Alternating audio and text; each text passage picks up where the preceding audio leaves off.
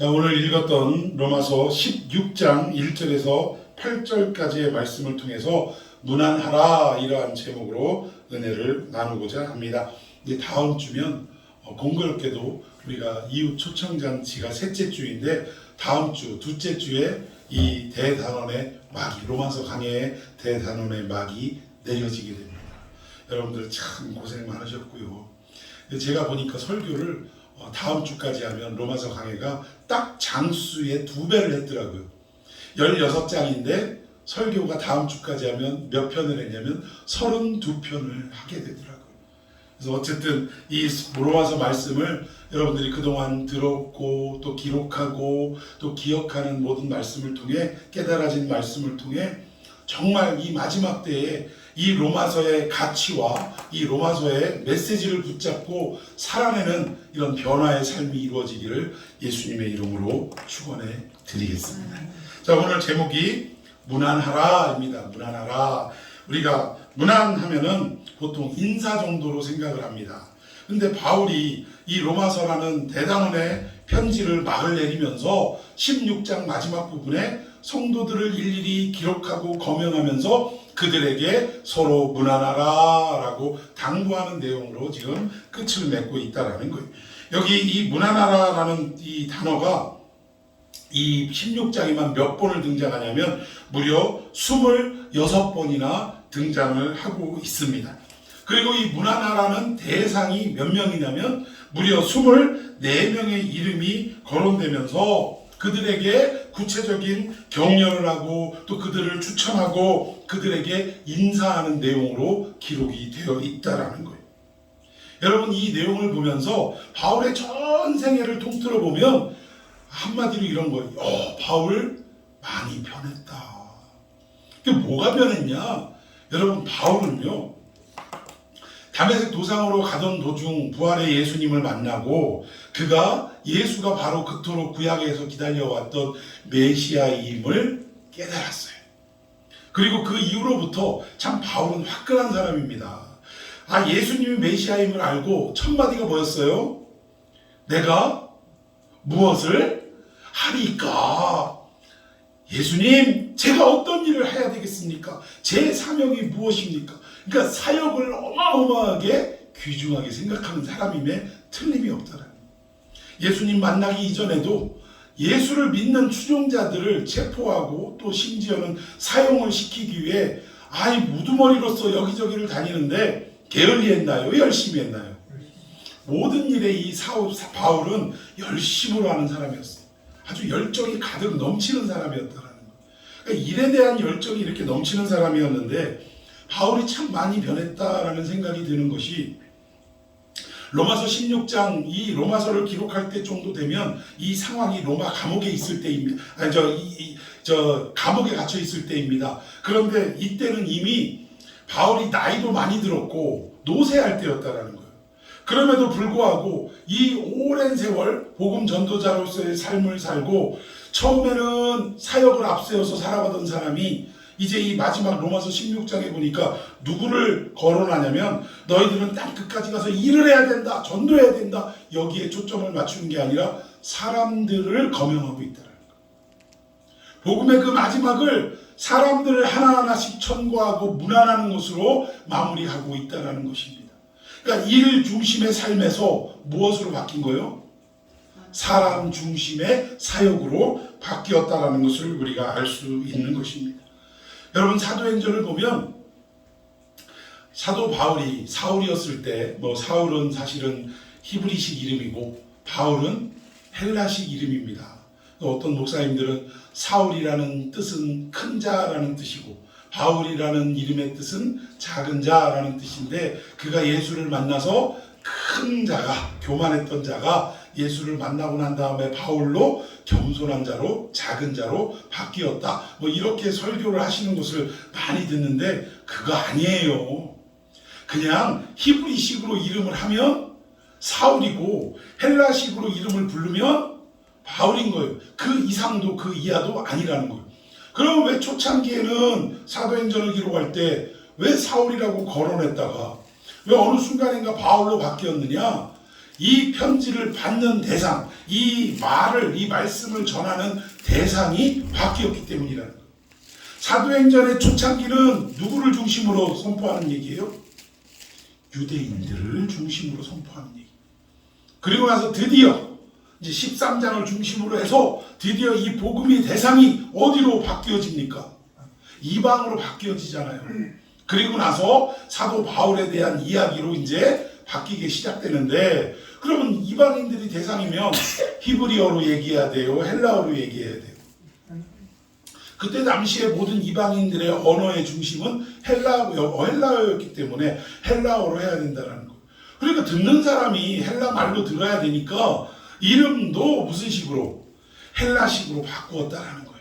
그러니까 이분이 컸는데 아주 교만한 사람이었는데 예수 만나 겸손한 사람이, 이렇게 하는 것은 본래의 목적과 본래의 메시지와는 조금은 핀트가 어긋나는 내용이 아닌가, 이렇게 말씀을 드립니다. 근데 어쨌든 이분이 사도행전에서 예수 그리스도를 핍박하는 사람이었다라는 거예요. 그때 사건은 거의 히브리인들을 중심으로 일어난 사건이기에 그의 이름을 뭐라고 불렀어요? 사울이라고 불렀습니다. 그런데 그가 예수님을 만나고 나서 복음의 증거자로 바뀌게 되었는데, 여러분, 바울은 예수님 만나서 개종자가 되었지만 그때 당시 예수님을 믿던 사람들은 바울을 어떻게 바라봤을까요? 우리 믿는 자들을 체포하고 박해하고 심지어는 돌탕을 때려 죽이는 일에 선동하고 앞장선 사람이다. 그러니까 우리 기독교에 뭐예요? 적이자 원수다라고 생각을 했다. 그렇지 않겠습니까? 우리 지금 교회를 핍박하는 누군가가 있다면 우리 믿는 사람들이 어느 날 그분이 나 어느 날 예수님 만나서 개종했습니다 하고 다가오면, 아니 저 사람 교회 안에서 뭘 또 캐려고 우리 꼬투리를 뭘 잡으려고 교회 안으로 침투했나, 이렇게 바라보지 그 사람을 할렐루야 변하셨군요 하고 그냥 냅다 받아들이는 일은 없을 거라는 거예요. 바울도 개종을 하고 예수 그리스도로 말미암아 이제는 새로운 사람으로 바뀌었지만, 그럼에도 불구하고 교회 안의 공동체는 바울을 대하고 바울을 바라보는 눈빛이 어때요? 의심의 눈초리로 가득했다는 거예요. 저 사람이 우리 교회 공동체의 일원이 누구누구인지를 파악하기 위해 지금 저렇게 들어오는 건 아닌가, 뭐 이런 여러 가지 생각들로 의심의 눈초리를 거두지 않는데, 그때 이 의심의 눈초리로부터 오해를 풀어준 사람이 누구였냐면 바나바라는 사람입니다. 여러분, 바나바 유명하잖아요. 초대교회에 베드로가 설교 한 번에 막 3,000명씩 회개하고 교회 안으로 들어오고 할 때, 그때 결국은 교회의 재정이 바닥나서 이들을 먹이고 입히고 할 그 재정이 없었다라는 거. 그때 누가 밭을 팔아서 헌금을 했죠? 바나바가. 근데 바나바라는 사람이 원래 이름이 바나바가 아니라 요셉이라는 사람이에요. 요셉이라는 사람인데 이 바나바라는 별명을 얻게 된 게 이 일로 인하여 굶어가는 이 모든 성도들이 어떻게 된 거예요? 밥을 먹고 위로를 얻었다, 이 얘기예요. 그래서 그 별명으로 저 사람은 우리를 위로한 사람이다, 위로자라는 별명을 얻었던 거예요. 근데 아무튼 예루살렘에서 그렇게 열심히 사역하던 바나바가 여러 가지 예루살렘에서 흩어진 이 사건 때문에 이 바나바도 결국 안디옥까지 흘러가게 되고, 그리고 이 안디옥에서 사도 바울이 개종된 것을 알고 그를 어떻게 보면 스카웃을 한 거예요. 스카웃을 해서 여러분들 의심하지 마십시오. 이분이 개종한 것 제가 보증쓰겠습니다. 분명히 이분은 예수님 만났고 예수로 말미암아 그리스도인이 되었습니다 라고 오해를 거두게 하고 또 그를 보호하는 역할을 했다는 것. 그럼에도 불구하고 일부에서는 바울을 향한 의심의 눈초리가 여전할 수밖에 없었다는 거죠. 그런데 결국은 그 안디옥 교회에서 최초로 이제는 이방을 향한 선교사를 파송하게 되는데, 이때 몇 명을 이제 선출을 하게 됩니다. 제비 뽑아서 선출을 하게 되는데, 첫 번째 거명한 분이 누구냐면 바나바였어요. 바나바와 뭐 마나엔과 무슨 헤롯의 젖동생 누구 막 이래가면서 몇 명이 거론되면서 맨 마지막에 바울이 어떻게 됐어요? 및 바울이라. 그러니까 헬라어나 히브리어는 항상 이름이 쭉 열거될 때 중요도에 따라서 앞에 기록이 되고, 그리고 맨 마지막이 중요도가 떨어지는 사람을 기록한다. 근데 바울은요, 그냥 바울이라로 끝나는 것도 아니고 뭐가 붙었어요? 및 바울의 및 바울. 뭐뭐 누구 및 바울이라. 그러니까 얼마나 인정받지 못했으면 이렇게 기록을 했을까요? 근데 어쨌든 및 바울밖에 되지 않는 이 바울을 바나바가 끝까지 보호하고 오해를 풀게 하고, 그리고 그와 함께 짝을 지어서 1차 전도 여행을 떠나가게 됐다. 근데 이때 1차 전도 여행을 떠났는데 바나바의 조카 되는, 여러분 잘 아시는 마가 하면 떠오르는 현장이 어디예요? 마가. 그렇지. 그리고 성경에서는 마가 복음이 생각나야죠. 마가복음. 그리고 여러분 사복음서 중에 어떤 책이 제일 먼저 기록된지 아십니까? 마가복음이 제일 먼저 기록됐어요. 분량도 작지만 어쨌든 제일 먼저 기록이 돼서 예수님의 모든 일대기를 기록을 해서, 그래서 주변에 다 이 쪽복음이라고 해서 이것들이, 이 책이 돌아다니는 그런 일이 있었다는. 그래서 마가복음을 기준으로 해서 마태복음도 누가복음도 요한복음도 기록하는데 아마 도움이 되지 않았는가, 그런 학자들의 추론이 있습니다. 아무튼 이 유명한 마가 다락방에서 또 무슨 일이 일어났냐면, 오순절날 성령이 임하는 사건이 일어났습니다. 그렇다면 적어도 120문도가 다락방으로 들어가서, 안방도 아니고 다락방으로 들어가서 오순절 그 역사를 기다렸던, 하루 이틀도 아니고 열흘 넘게 기다렸던 이 시간을 생각해 보면, 그럼 마가의 집은 가난한 집일까요? 부잣집일까요? 부잣집이죠. 그러니까 한마디로 부잣집 도련님이었어요. 그리고 족보로 따지면 바나바의 조카뻘이 되는 사람이었습니다. 그래서 이 바나바가 이 조카 마가를 이쁘게 생각했겠죠. 그래서 그 마가를 데리고 선교 여행을 여기저기를 다니다가 그만 어느 순간인가 아침에 일어나 봤더니 누가 없어졌어. 선교 대원 중에 마가가 없어졌어요. 도망을 친 거예요. 도망을. 무슨 이유로 이 대열에서 이탈을 했는지 정확하게 성경에는 나와 있지 않지만 이 일로 인해서 바울이 아주 상심을 했습니다. 그리고 다시 1차 여행이 끝나고 2차 여행을 떠나갈 때 다시금 바나바가 뭐라고 하냐면, 마가가 실수는 했지만 그래도 2차 여행 때 사람은 변하는 거 아니겠소? 그러면서 이 마가를 함께 데리고 가자고 제안을 합니다. 근데 바울은 이때만 해도 일 중심이랬어요? 사람 중심이랬어요? 일 중심, 사역 중심의 삶이었다라는 거예요. 그러니까 선교 여행 도중에 도망을 갔던 이 마가를 바라볼 때 같이 가자고 했겠어요? 안 했겠어요? 안 했죠. 안 됩니다. 바나바가 누구라고요? 자기를 교회 공동체의 일원으로 들어가는데 최고의 공로자가 바나바였어요. 그런데 그 바나바의 요청에도 우리 같으면 마음에 안 들어도 바나바 정도가 부탁을 하면 어떻게 하겠어요?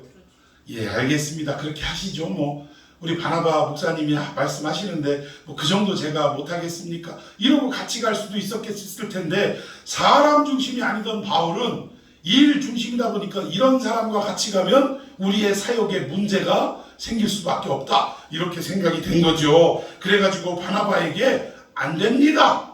저 사람 아시다시피 1차 선교 여행을 갔을 때 말도 없이 도망간 사람 아닙니까? 이런 사람을 또 데리고 가서 어려움이 생기면 또 도망갈 거 아닙니까? 이래서 안 됩니다. 우리는 지금 놀러 가는 거 아니고 소풍 가는 거 아니고 하나님의 일을 감당하러 가는데 중간에 포기하고 도망갈 사람을 어찌 데려갈 수 있겠습니까? 이래가지고 이 문제로 바나바와 바울이 어떻게 했어요? 세상에 얼마나 심하게 다투었냐면 성경에 크게 다투었더라 라고 기록하고 있어요. 여러분 웬만하면 둘이 의견이 안 맞았더라 뭐 이 정도로 기록했을 수도 있는데, 얼마나 대판 싸웠으면 성경에도 크게 다투었더라 라고 기록했겠네요. 그런데 결국 그렇게 해서 바나바는 마가를 데리고 다른 곳으로 복음 선교를 떠나가고, 바울은 바나바와 짝이었는데 바나바가 떠났으니 누구를 새롭게 택해야 되는데, 그때 복음 선교의 짝이 된 자가 누구예요? 바울 하면 따라오는 사람? 그 에베소에서 뒤지게 같이 두드러 맞고 했던 사람? 신라. 바울 하면 신라잖아요. 신라를 데리고 함께 복음 전도를 2차 복음 전도를 떠나가게 됩니다. 그리고 바나바는요, 이 바울과 헤어지고 난 이후로부터 성경의 기록에 자취를 감추게 돼요.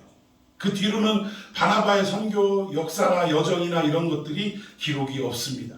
근데 어쨌든 이제 바울을 중심으로 선교 여행의 기록이 쭉 이어지는데, 결국 세월이 지나서 바울도 나이 먹고 또 감옥에 갇히고 어마어마한 고생과 그 고통을 당하지 않습니까? 죽을 뻔한 위기가 무려 5번이나 있고, 40에 하나 감한 매를 5번이나 맞고, 또 죽을 뻔한 위기도 수도 없이 당하고, 강도의 위험, 도적의 위험, 강의 위험, 뭐 여러 가지의 위험들을, 그리고 하여튼 막 껄핏한 매질 당하고, 심지어는 에베소라는 지역에서는 얼마나 돌탕을 맞고 심하게 다쳤는지 사람들이 바울이 죽었는 줄 알았어요. 그래서 그 시체를 성 밖으로 내다 버렸어요. 근데 참 하나님이 은혜를 베풀어 주시고 역사해 주셔서 죽은 줄 알고 내던진 시신과 같은 바울이 시간이 좀 지나자 어떻게 갔어요? 이래저래 몸으로 움찔거리다가 일어나서 결국 길을 떠나게 됐다.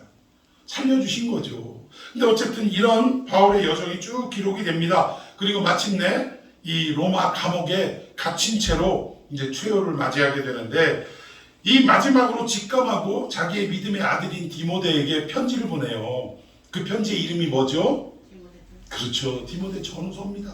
그 중에서도 후서가 맨 마지막 유서와도 같은 그 내용으로 기록됐는데, 그 디모데 후서의 마지막 장인 4장에 바울이 무엇을 얘기하냐면, 자, 디모데후서 4장 13절 봅시다. 시작. 내가 올 때 내가 교와 바보의 집에 둔 겉옷을 가지고 오고 또 책은 특별히 가죽 종이에 쓴 것을 가져가. 예, 여기 보니까 이 로마 감옥에서 자기의 마지막이 이제는 이루어질 것을 알고 디모데에게 너 나한테 와라, 나와 함께 하자라고 얘기하면서 무언가를 가져다 줄 것을 부탁을 했다라는 거예요.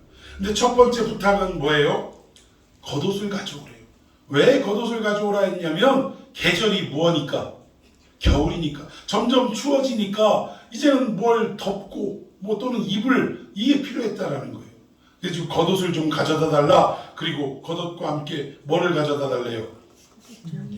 예, 가죽 종이에 쓴 것, 그게 바로 성경입니다. 근데 책을 가져다 달라, 성경책 가져다 달라 이 얘기인데, 그것도 특별히 가죽 종이에 쓴 것. 당시에는 파피루스라든가 이런 종이와 비슷한 이 갈대에서 추출해낸 이런 어떤 종이와 비슷한 이 재질, 파피루스에다 기록을 많이 했는데, 파피루스의 단점은 뭐냐면 보관이 오래되지 않는다라는 거예요. 근데 이런 단점이 있는데, 그래서 비싸지만 가죽에다가 직접 기록을 하면 이 보관이 길어진다라는 거예요. 그런데 가격이 어떻겠어요? 어마어마하게 비싸겠지요. 그런데 이 중요한 이 가죽 성경을 가져다 달라라고 부탁을 합니다. 자, 그리고 또 어떤 부탁을 할까요? 자, 4장 11절 시작. 누가만 나와 함께 있으리라 있느냐. 내가 올 때 마가를 데리고 오라. 그가 나의 일에 유익하리라. 예, 여기 보니까 누가는 지금 의사 누가는 누가복음을 기록하고 사도행전을 기록한 사람입니다. 그 사람은 바울에 있어서 정말 동역자였어요. 어떤 동역자였냐? 바울은 아시다시피 육체에 뭐가 있던 사람이죠? 가시. 이거 병입니다. 질병. 아마 모르긴 몰라도 아마 그 다메섹 도상에서 눈이 다쳐지고 나중에 뭐 비늘 같은 게 떨어졌다고 하는데, 미루어 볼 때 아마 안질이 심하지 않았을까. 그리고 이거 외에도 여러 추정하는 신학자들의 이야기를 들어보면 이 사람이 아주 편집증 같은 그런 어떤 정신적인 어떤 이런 질환도 있을 것이고, 그리고 또 간질병도 있었을 것이다. 뭐 이런 추측을 하고 있습니다. 뭐 이게 정확하진 않지만 여러 가지의 나타난 상황을 볼 때 특히 의사들이 그런 어떤 추론을 많이 하고 있어요. 어쨌든 여러 가지로 바울이 목회를 하고 선교 사역을 하는데, 이 육신의 질병 문제로 어려움을 많이 겪다 보니까 그의 옆에는 항상 누가 있었냐? 누가 있었다고요? 누가가 있었어요. 의사 누가가. 그래서 결국 이 감옥에서도 누가는 계속 나와 함께 있는데, 지금 디모데 너를 부르면서 너도 와라 라고 하면서 디모데에게 누구를 같이 데리고 오래요? 마가를 데려오래요. 바울의 변화인 줄로 믿습니다. 초창기에는 일만 생각하고 사역만 생각하고 사람을 귀중히 여기지 않았어요. 그래가지고 저런 인간하고는 도저히 이 일을 같이 못한다고 선을 그어버리고 심지어는 바나바와 대판 싸우고 헤어질 정도로 일만 사형만 생각하던 이 사람이 노년에는 감옥에 갇혀 있을 때 누구를 지금 불러오래요? 평생 용서하지 못할 이 마가를 어느 순간인가 용서하고 포용하고 그러면서 이 마가를 이제 나중에 디모데후서 이 4장을 좀 한번 보세요. 마가를 뭐라고 표현하냐면 그는 나의 아들이라고 표현하고 있어요. 이 정도로 그를 용서하고 받아들이고 마가의 모든 삶에 대해서 인정하는 역사가 일어났다라는 것입니다. 그러니까 바울이 어때요? 수많은 복음 선교의 역사를 통해 또 하나님과의 교제를 통해 말씀을 깨닫는 그런 삶을 통해 변화가 이루어졌다라는 거예요. 가치관이 달라졌다라는 것입니다. 여러분 재밌는 것은 우리 인간의 예술 작품, 그 중에서도 미술 작품, 그림 작품을 볼 때 세상에서 가장 비싼 그림은 얼마 정도 할 것 같아요, 여러분? 그리고 그 주제는 무엇일까요? 세상에서 가장 유명한 명화, 그리고 가장 비싸게 팔리는 그 그림, 이 명작의 주제는 무엇일까라고 보면 항상 그 그림의 주제는 다름 아닌, 물질이 아닌, 풍경도 아닌 뭐였을까요? 사람이었다는 거예요. 사람. 한번 제가 보여드릴게요. 지금 이 그림이 폴 세잔느라고도 하고 그러는데 폴 세잔의 카드놀이 하는 사람들이라는 그림입니다. 이 그림이 세계에서 가장 비싸게 경매에 나타난 팔리는 그림이에요. 옆에 기록해놨죠? 3,100원 아니에요. 3,100원 아닙니다. 얼마? 3,100억 원에 낙찰이 된 그림이에요. 이 그림 한 장이 얼마라고요? 3,100억 원. 일반 예를 들어서 연봉 많이 받는다, 한 1억 받는다는 사람이 하나도 안 쓰고 몇 년을 모아야 돼요? 3,100년을 모아야, 먹지도 쓰지도 않고 모아야 3,100년을 모아야 이 그림 살 수 있어요. 이 주제가 뭐였어요? 가장 비싼 그림인 이 그림의 주제가 사람이라는 거예요. 사람. 그리고 또 이 그림이 근데 경신됐어요. 액수가 경신됐어요. 더 비싼 그림이 나타났네, 최근에. 무슨 그림인가 봅시다. 여러분 고갱 많이 들어보셨죠? 폴 고갱. 근데 이 그림이 여자 둘이 이렇게 딱 있는 그림인데 제목이 뭐냐면 너 언제 시집가니? 너 언제 시집갈래? 이게 그림 제목이에요. 근데 이 그림이 3,100억 원을 뛰어넘었답니다. 근데 제가 액수를 여러분들에게 소개하려고 보여드리는 게 아니라 이 그림의 주제가 뭐예요? 다? 사람이라는 거예요. 사람. 사람이 주제가 될 때 가장 값어치가 있다는 거예요. 오늘 바울도 평생에 사역을 할 때 사역 자체를 중심으로 놓고 그렇게 살아왔던 바울이 하나님이 보시는 관점에는 사역도 중요하지만 이 사역을 통해 뭐를 남기기를 원하시는 거예요? 사람을 남기기를 원하시는 거예요. 그걸 깨달은 거예요. 그러니까 여러분 우리 교회가 앞으로도 부흥하는 거 좋고요, 선교하는 거 좋고요, 봉사하는 거 좋고요, 또 구제하는 거 좋고요, 수많은 일들을 하는 것 너무나 아름다운 일인 줄로 믿습니다. 그런데 이 일을 하는 가운데 서로 간의 생각이 다르고 가치관이 다르고 문화가 다르고 자라온 배경이 다르고 살아가는 수준이 다르다 보니 의견 대립이 있을까요? 없을까요? 의견 대립이 있을 수밖에 없습니다. 교회는 반드시 그런 일이 일어나요. 그런데 의견 대립이 있을 때 보다 중시해야 될 가치관은 이 일을 이루는 것보다, 물론 그 일을 이루어야겠죠. 그러나 이 일을 이루는 것보다 사람을 잃지 않는 것이 더 중요한 것임을 믿으시기 바랍니다. 제가 아는 어떤 유명한 신학자이자 목사님이 이제 제가 부교육자로 섬기던 교회에 제가 부임하기 전에 이제 사임하시고 은퇴하시고 그만두셨는데 우리 합동 측에서는 굉장히 유명한 학자입니다. 근데 이분이 담임 목회를 하시다가 중국으로 선교를 갔어요. 중국으로 선교를 갔는데 그 중국 사람들이 얼마나 가난하고 낙후된 사람들이었는지 먹을 것도 제대로 없고 신발도 못 신고 우리 저 필리핀의 망얀족처럼 원시인이 따로 없대요. 원시인이. 그렇게 살아가는 데인데 보니까 불쌍하죠. 많은 물품을 먹을 걸 가지고 갔는데 이제 앞에서 목사님이 예배를 드리고 설교를 하고 있는데 설교 드릴 때 먹을 거 자꾸 여기다 주면 돼요, 안 돼요? 다 끝나고 예배 끝나고 나서 얼마든지 실컷 줘도 되는데 그냥 이 한 권사님이 자기가 이게 자꾸 생색내는 것 마냥 이게 참 이분도 생각이 참 잘못됐죠. 마치 거지들 적성하는 거 옛다 너도 하나 먹어라 저도 하나 먹어라 이런 식으로 인심을 막 예배 시간에 탁 쓰니까 사모님이 이걸 제지를 했어요. 권사님 예배 끝나고 나서 하시오. 예배도 중에 말씀도 중에 뭐 하시는 거냐고. 그래서 분명히 이렇게 한 말씀 드렸는데 아니 조금 있다가 그거를 고깝게 받아들이고 못 받아 나 이렇게 못한다. 네가 뭔데 이런 식이죠 한마디로. 그래가지고 그걸 또 막 나눠준 거예요. 그래가지고 이 일로 사모님하고 그 권사님하고 대판 싸웠어요. 대판. 어디에서? 선교지에서. 교회도 없죠. 예배당도 아니고 그 하여튼 모여서 예배드리는 장소 바깥에 나와서 대판 싸운 거예요. 여러분 사람도 멀어지고 잃고 뭐까지도 실패했겠어요. 선교도 실패하는 거예요.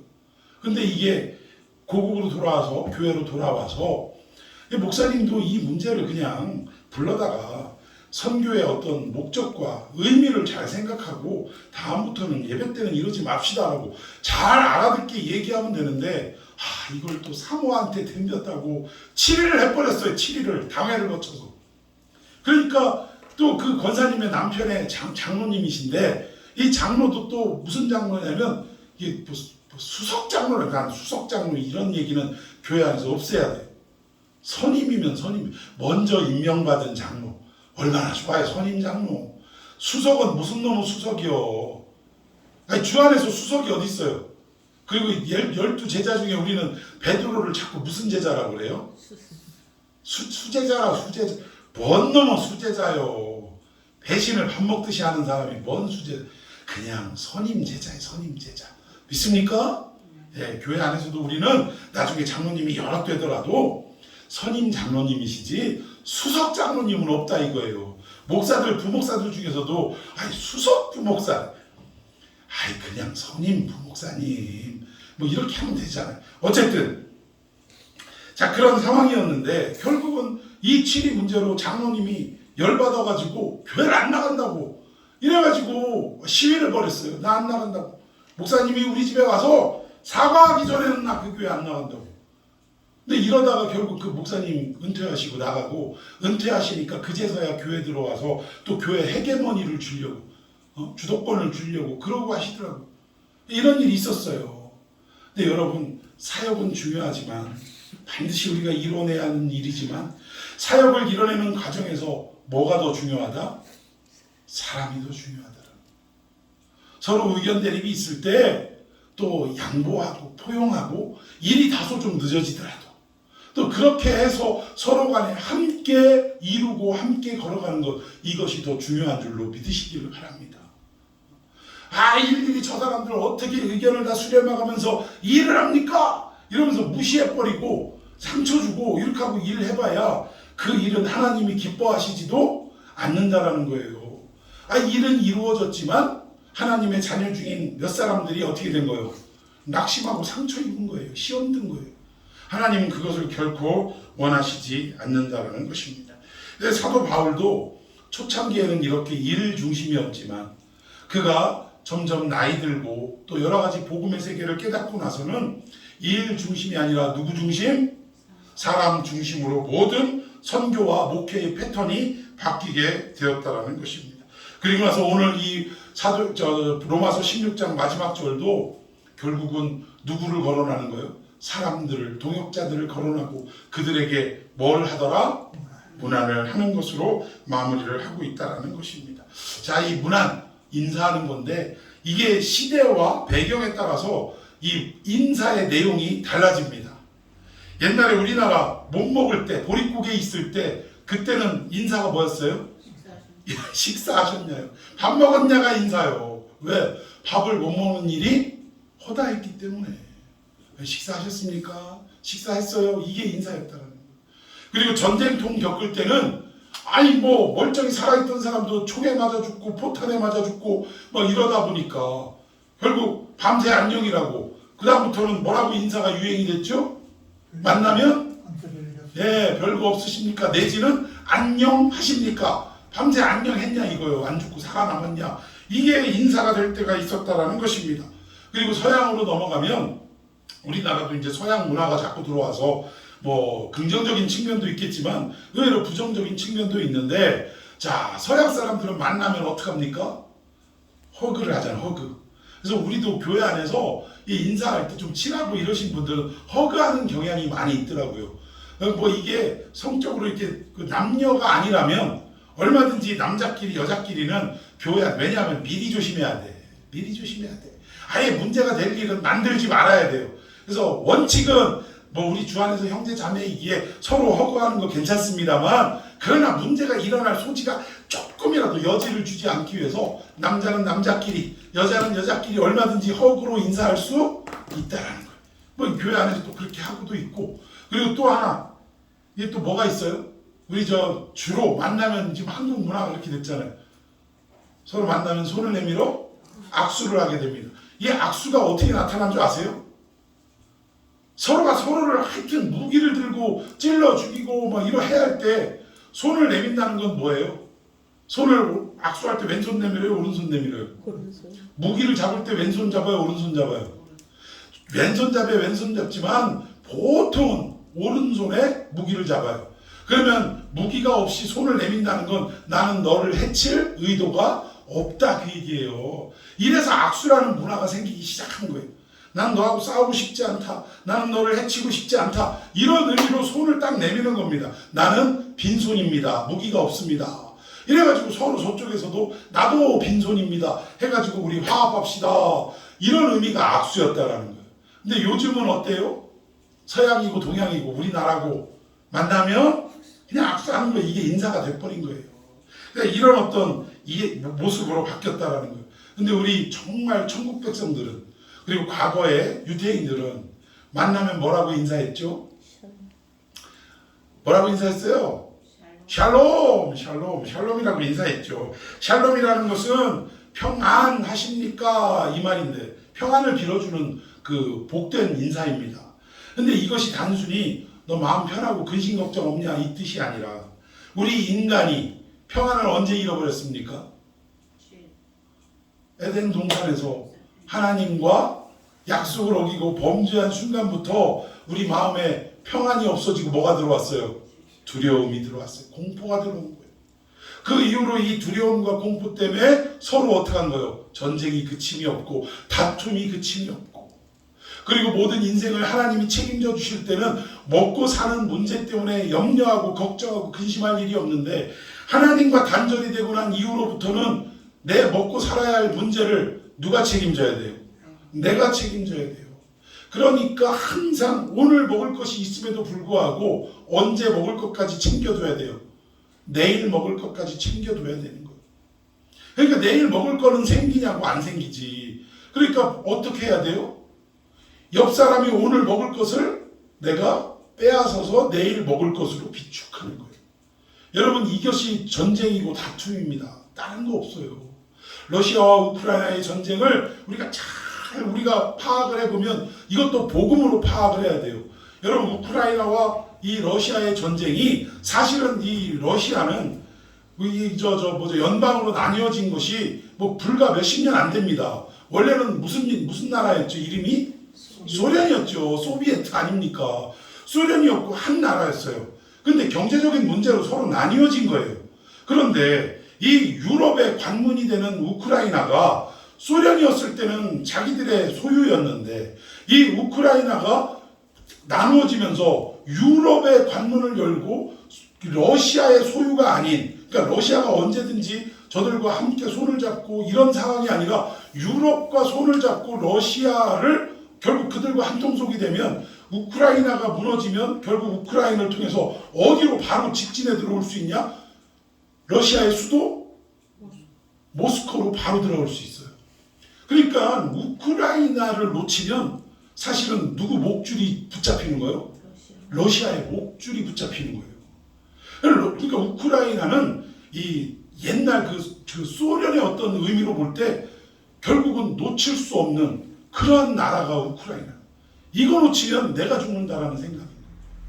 그러니까 이 푸틴이 이 강력한 정책을 펼칠 때 많은 사람들이 뭐 전쟁을 반대하는 것 같지만 러시아의 많은 보수주의, 그러니까 자기 나라의 보수자들, 이 사람들은요 푸틴을 적극 지지합니다. 왜냐? 우크라이나를 뺏기면 우리도 망할 수 있다는 생각이 있기 때문에. 그러니까 결국 이게 뭐예요?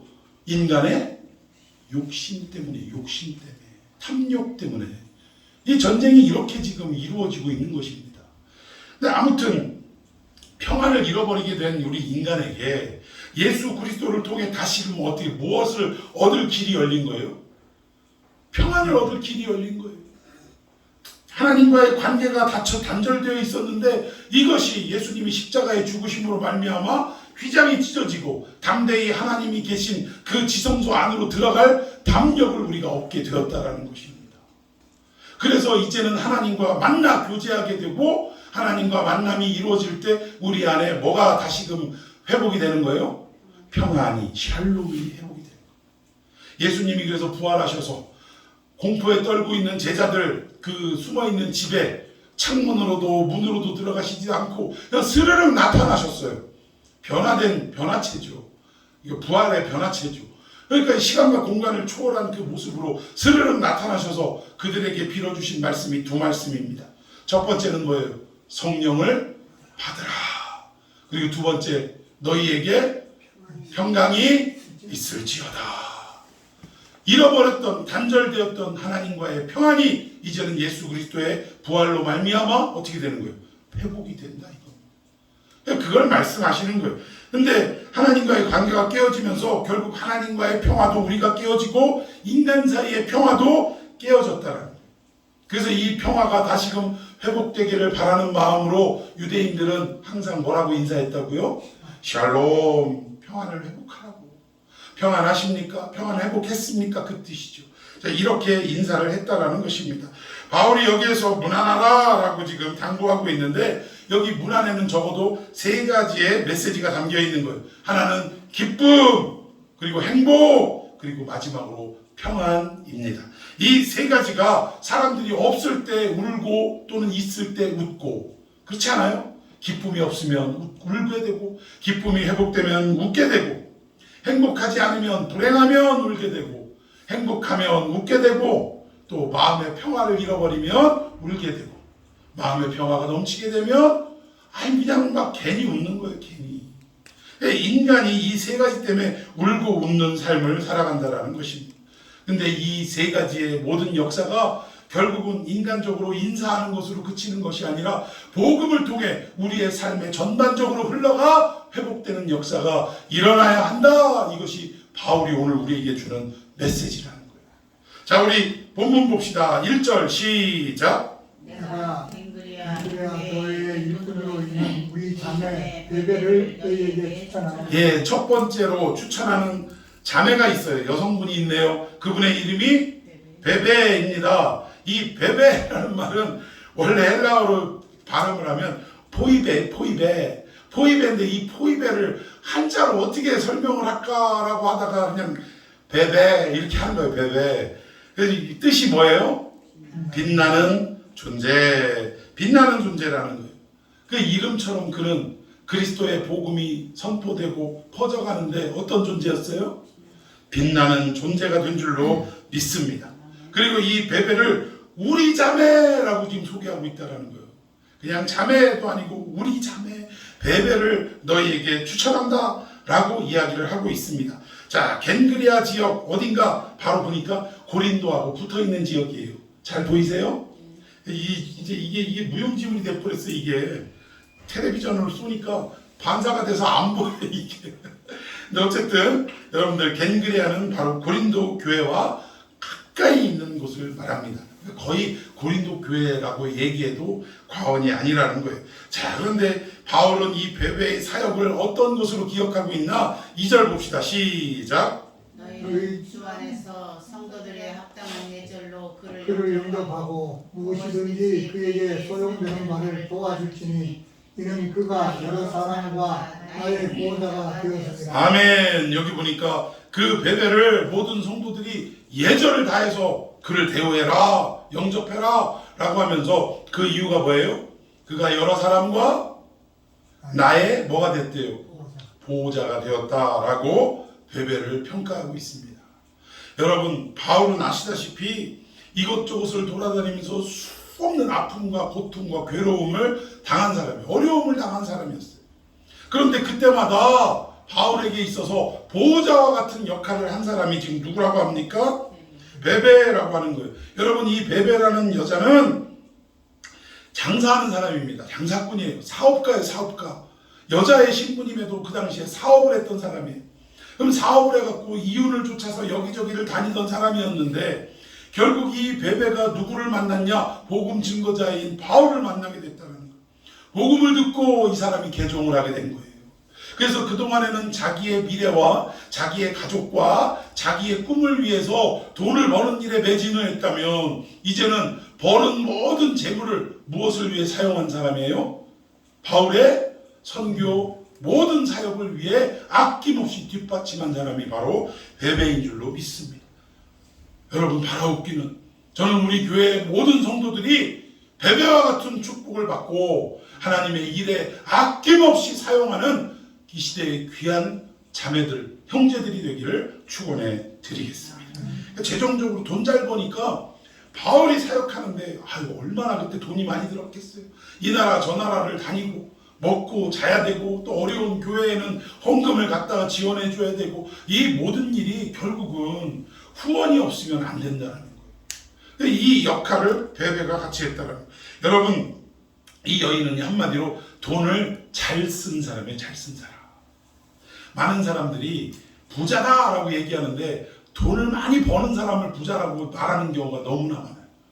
근데 오히려 성경적인 입장에서 볼 땐 돈을 많이 버는 사람보단 돈을 잘 쓰는 사람이 부자인 줄로 믿습니다. 여러분, 은행에 내가 돈이 100억 있다고 치자고요. 근데 맨날 가가지고 돈 꺼내서 그거 셀 거예요? 어떡할 거예요?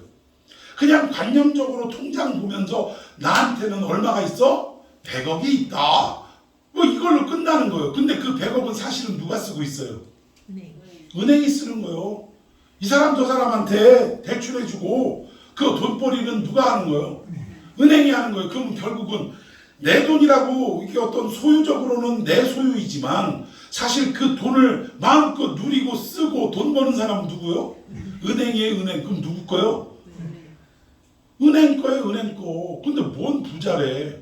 자기는 그 돈 쓰지도 못하면서. 거기에다가 이제 일정한 이자만 좀 조금 붙겠죠.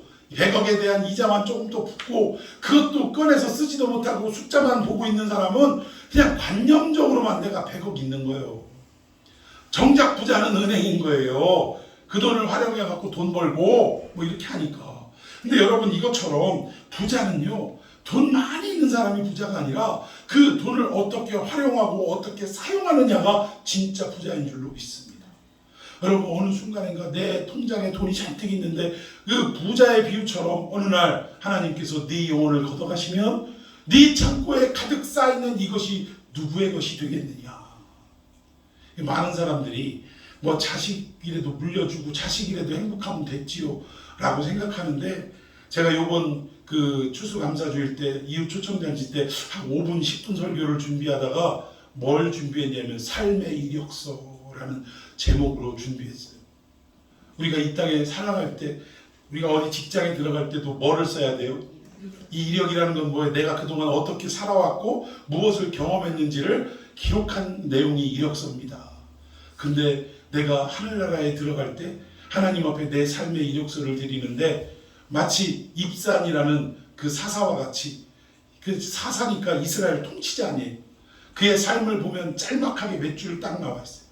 아들 30, 딸 30 있는데 아들 30은 외국 며느리들이 와갖고 장가 보내고 딸 30은 외국 사이에게 시집 보냈더라. 여러분, 그게 이력입니까? 이스라엘을 통치할 사람의 이력이 그게 다예요? 과연 우리가 하나님 앞에 나가서 우리의 이력서를 드릴 때 나는 이 시집장가 보낸 자식 시집장가 보냈다는 이 말에는요, 어떤 말이 포함되어 있냐면 나는 열심히 돈 벌어서 자식 새끼 교육시키고 자식 새끼들 장가 시집 보내고 자식 새끼들 살아갈 수 있는 기틀 아파트라도 하나 마련해주고 이런 거 다 했다 이거요. 내 삶이 그거다 이거예요. 여러분, 하나님 앞에 우리 믿는 자들이 결국 그 정도의 이력을 보인다며 하나님이 뭐라고 하시겠어요? 너 열심히 살다 왔다 그러시겠어요?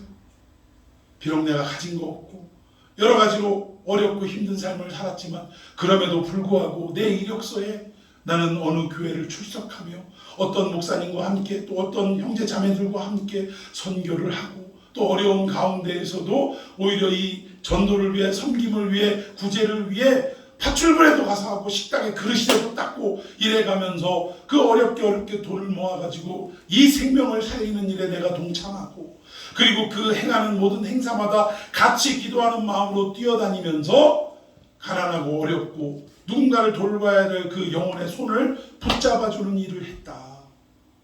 하나님 보실 때 비록 너 헌금도 그렇게 별로 많이 하지도 않았고 뭐 그렇게 특출난 인생을 산 것도 아니지만 하나님이 볼 때는 이 사람의 인생이 어때요? 가장 큰 이력인 줄로 믿으시기를 바랍니다. 그러니까 이걸 좀 말하고 싶은 거예요. 참 짧게 하려니까 기도하면서 별 말씀을 다 생각하게 되는데 하여튼 여러분들 그날 말씀을 통해 신앙이 좀 방학했거나 아니면 처음 오시는 분들 이 땅에서 먹고 사는 거 문제 갖고 막 허덕이고 살아가는데 그것 말고 새로운 이력서를 쓰게 되는 시점이 되기를 여러분 기도해 주시기를 바랍니다. 예, 자 그렇게 이 보호자 그 돈을 가지고 다 바울의 사역을 위해 사용을 했다라는 것. 그러니까 이 얼마나 이분은 돈 버는 거에 대한 분명한 이유와 목적을 가지고 있었는지 정말 이름처럼 그런 빛나는 존재가 되었다라는 것입니다. 바라옵기는 여러분들도 이 시대에 배배가 되기를 축원해 드리겠습니다. 자, 우리 3절 한번 봅시다. 또한 또 두 사람이 나오네요. 시작. 너희는 그리스도 예수 안에서 나의 동역자들인 브리스가와 아굴라에게 문안하라. 예, 브리스가와 아굴라 너무나 유명한 사람들입니다. 이 브리스가라는 이름을 볼 때 이 여자는 로마 사람임에 틀림이 없어요. 로마식 이름이에요. 그럼에도 불구하고 이들은 지금 고린도에 와서 바울을 만났습니다. 이유가 뭐냐면 당시에 글라우디오 황제가 발음도 참 이 황제가 핍박을 하는데 로마 안에서 살아가는 모든 그리스도인들을 추방령을 내렸어요. 그리고 그냥 가지고 있는 거 가지고 가라 이 얘기가 아니라 벌어놓은 돈 다 갖고 재산 다 놓고 가. 아무것도 못 가져가. 빈손으로 가라. 이래가지고 결국은 아굴라와 어떻게 만나서 결혼했는지는 모르지만 이 로마의 귀족 출신인 여자 브리스가가 아굴라와 함께 결혼을 하고 아굴라와 함께 예수 그리스도를 섬기고 믿는 삶을 살아가다가 결국 추방당했다. 근데 거기 고린도에 가가지고 천막 만드는 그 사업을 하는 도중에 이 바울이요 어디를 갔냐면 에베소에서 아까 설명드린 대로 돌탕 진탕 두드러 맞고 죽음이 된 시체가 된 이 상황에서 다시 몸을 털고 일으키고 아덴에서 복음을 전파하다가 또 쫓겨났어요. 그래서 갈 곳이 없는 이런 상황에 여기저기 터벅터벅 길 따라 그냥 여기저기 나그네처럼 돌아다니다가 도착한 곳이 어디냐 고린도였다는 거예요. 그곳에서 일은 해야 되겠죠. 왜 선교 지금 후원이 다 끊어지고 먹고는 살아야 되는데 어떡하나. 근데 바울 유대인들은 항상 본업 말고 이 본업이 중단될 때 할 수 있는 두 번째 일들을 어려서부터 가르쳤대요. 근데 그 일이 뭐냐? 바울은 천막을 깁는 일을 했다라는 거예요. 그러니까 이 천막 깁는 재주가 있으니까 천막을 만드는 브리스가와 아굴라의 집에 가서 그 사업장에 가서 나 이거 해갖고 좀 돈 좀 벌 수 있습니까? 밥이라도 좀 먹을 수 있습니까? 해가지고 입사를 한 거예요, 입사를. 근데 거기서 이런저런 얘기를 하다 보니까 세상에 이 부부가 예수 그리스도를 믿는 부부였고 로마에서 예수 때문에 쫓겨난 부부였고 바울은 복음 전하다가 여기저기 쫓겨난 사람이었고 그리고 바울을 통해서 진짜 복음의 진수를 맛보고 그리고 나서 이 두 부부가 바울에게 있어서 잊지 못할 일들을 했다라는 거예요. 어떤 일들을 했냐? 4절 시작. 그들은 내 목숨을 위하여 자기들의 목까지도 내놓았나니 나뿐 아니라 이방인의 모든 교회도 그들에게 감사하노라. 아멘. 바울이 죽을 위기에 처해 있을 때 결국 바울 대신 누가 죽겠다는 거예요? 이 부부가 목숨까지도 내놓겠다는 거예요. 바울은 복음을 증거하기 위해서 지금 죽으면 될 사람이 아니다 이거죠. 오히려 바울 선생님 가시고 제가 이 일을 감당하겠습니다 라고 이야기했던 사람들이 대신 자기가 죽겠다고 하는 사람들이 누구였냐? 브리스가와 아굴라 부부였다라는 것입니다. 여러분, 이런 부부가 있다라는 것에 바울은 행복할 수밖에 없는 거예요. 돈을 주고 먹을 것을 주고 이게 아니라 이 복음 사역에 있어서 목숨을 대신하겠다고 할 만큼, 여러분, 목숨을 대신하는 단순히 의리가 아닙니다. 이 그리스도의 복음이 온 세계에 퍼져서 많은 사람들이 구원을 받아야 된다라는 이 하나님의 나라가 이루어져야 된다라는 이 소망과 열정이 브리스가와 아굴라에게 있었기에 나 하나 죽음을 당한다 할지라도 이 복음이 퍼져나가고 하나님의 나라가 이 땅에 이루어지기만 한다면 나는 감당하겠노라. 이것은 믿음의 고백인 줄로 믿습니다. 의리요? 교회 안에서 뭐 의리? 의리 같은 소리하고 뭔 의리예요? 교회는 의리로 뭉친 곳이 아니라 예수 그리스도의 복음으로 뭉쳐있는 장소인 줄로 믿습니다. 그런 게 교회라는 거예요. 바울의 수많은 위기 속에 죽을 뻔한 현장 속에서도 바울을 대신해서 모든 것들을 다 감당하려고 했던 이 부부, 바울의 평생에 잊을 수 없는 부부였다는 거예요. 이들에게 문안 안 하면 누구에게 문안을 하겠습니까? 그리고 이 부부가 고린도에서 그렇게 복음 전파를 하고 또 에베소까지 바울을 따라가던 이 사람들이 나중에 보니까 로마로 다시 와 있더라고요. 다시 자기 집으로 돌아갔더라고요. 그러니까 이 모든 핍박이 멈춰지고 다시금 돌아갈 수 있을 때 그때 돌아갔던 거예요. 바울은 로마 교회에게 이렇게 편지를 쓰지만 로마 교회에는 한 번도 가본 적이 없는 사람이었어요. 그럼에도 불구하고 로마 교회의 모든 소식을 잘 알 수 있었던 것은 결국 누가 다 기별을 넣어서 브리스가와 아굴라가 자세하게 기별을 넣어서 알 수 있었던 것입니다. 그만큼 바울의 선교에 있어서 잊을 수 없는 동역자, 협력자가 바로 이 부부였다라는 거예요. 자, 5절 봅시다. 시작. 또 저희 집에 있는 교회로 교회로 문안하라. 문안하라. 내가 사랑하는 에베네도 에게 문안하라. 그는 아시아에서 그리스도께 처음 걸린 인물이라. 예, 아시아에서 복음을 전파하다가 예수 그리스도를 영접하고 개종한 이 에베네도라는 사람을 바울은 담대하게 뭐라고 얘기하냐면 아시아에서 맺은 그리스도를 향해서 맺은 처음 익은 열매다라고 소개하고 있다는 거예요. 여러분, 오늘 이렇게 지금 24명을 일일이 다 열거할 수가 없어요. 그리고 이 뒤에 보면 정말로 눈에 띄는 이력을 가진 사람들이 있는데 그게 누구냐면 루포와 그의 어머니에게 문안하라라는 내용이 있습니다. 근데 이거는 뭐 시간 관계상 오늘 안 하겠지만 준비도 안 했지만 이 루포와 그리고 그 루포의 어머니에게 문안하라. 그는 나의 어머니니라라고 문안하라고 했는데 천거했는데 이 루포와 그의 어머니가 누군지 아십니까?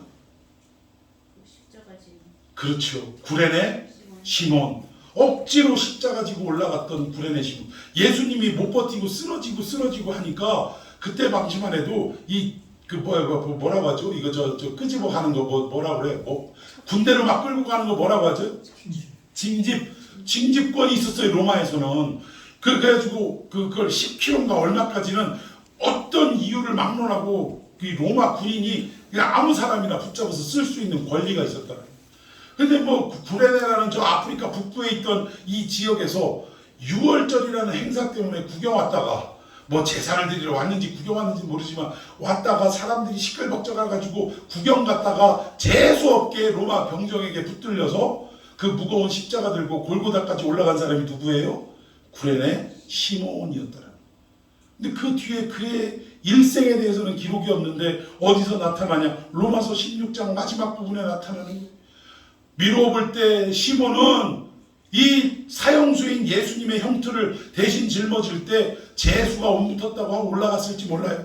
그러나 십자가에서 죽어가시는 예수님을 바라보며 마치 로마의 백부장이 저는 정녕 하나님의 아들이었도다 라고 고백했던 것처럼 저가 누구의 죄를 대신하여 이 모진 고통을 당했는가 하나하나씩 깨달아가기 시작했고 마침내 그분이 우리의 구세주이고 메시아 되심을 알고 본인의 고향인 구레네로 돌아가서 자식들과 아내에게 복음을 전파하고 예수 그리스도를 소개하고 마침내 이들의 복음이 점점 자라나서 결국 바울의 사역에 있어서 잊을 수 없는 동역자의 역할을 할 수 있는 아내와 자식으로 성장되었더라. 여러분 성경에 이름이 기록된다는 거 영광인 줄로 믿습니다. 결국 구레네 시몬의 그 억지로 지고 간 십자가의 희생은 아무것도 아니고 재수 안 붙은 일인 것 같지만 하나님의 일에는 공짜가 없는 줄로 믿습니다. 공짜가 없어요. 결국 그 가문을 하나님이 사용하셨다. 여러분 이러한 사람들을 결국 바울은 잊지 않고 문안했다는. 반대로 우리는 어떤 삶을 살아가야 되느냐? 우리도 바울처럼 우리 옆에 있는 동역자들, 우리의 문안해야 될 대상들을 잊지 않고 문안하고 그들을 살피고 그들을 높여주는 일들을 함과 동시에 우리도 누가 되어야 되느냐? 오늘 바울의 기억 속에 기록된 문안받는 그 사람의 삶이 되어야 할 줄로 믿습니다. 암계 집사님, 필리핀에 있어서 정말 그분의 사역은 너무나도 값진 거였어. 물론 하나님이 하신 것이지만 하나님의 부르심에 그는 단 한 번도 불평도 불만도 없이 어려운 살림 속에서 그 일을 묵묵히 해나갔던 사람이다. 아무개 집사님은 잊지 말고 그분을 꼭 대접해라, 대우해라. 여러분 이런 삶이 우리의 삶이 되어야 할 줄로 믿습니다. 오늘 로마서가 마지막 끝쳐지는 이 상황 속에 바울은 사람을 잊지 않았다는, 우리의 동역자를 잊지 않았다라는 것입니다. 우리의 삶도 이렇게 문안하라라고 바울의 기억 속에 머물러 있던 삶처럼 예수 그리스도의 기억 속에 우리도 머물러 있기를 축원합니다. 그와 함께 우리 주변의 형제 자매들 동역자들을 반드시 기억하고 문안하고 살피는 성숙한 여러분이 되기를 예수님의 이름으로 축원해 드리겠습니다. 자, 오늘 이 찬양 시간 많이 갔지만 또 처음 하는 찬양이지만 한번 하고 넘어갔으면 좋겠습니다. 이 세상이 복음 앞에 다시 서야 되는데, 교회가 복음 앞에 서야 되는데 너무 그냥 휘황찬란한 말뿐인 세상이 되었다는 이런 내용들을 우리가 깨닫고 다시 복음 앞에 서는 역사가 일어나기를 바랍니다.